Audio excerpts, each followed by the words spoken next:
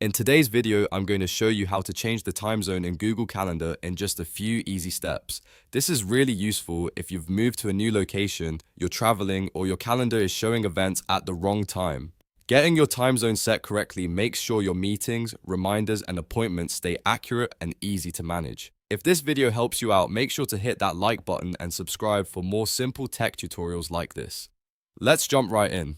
First, open Google Calendar in your browser. Once you're on the main calendar page, look toward the top right corner and click the settings icon, which looks like a little gear. This is where you'll find all of the customization options for your calendar. After clicking the gear icon, choose settings from the menu. That will open the full settings page for Google Calendar. On the left side, you'll see a list of different sections. These are the main areas where you can adjust how your calendar works. Now, under the General section, click Time Zone. This is the area where Google Calendar lets you control which time zone your calendar is using. If you don't see your events matching your local time, this is usually the setting you want to check first. Next, click the Primary Time Zone dropdown. A list of time zones will appear, and you can scroll through or search for the one that matches your location.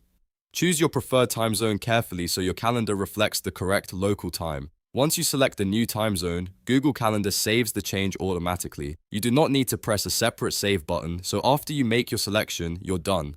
Your events should now display according to the time zone you chose. And that's it. You've successfully changed the time zone in Google Calendar. If this tutorial helped, please give it a like and subscribe for more quick and easy guides just like this one. Thanks for watching, and I'll see you in the next video.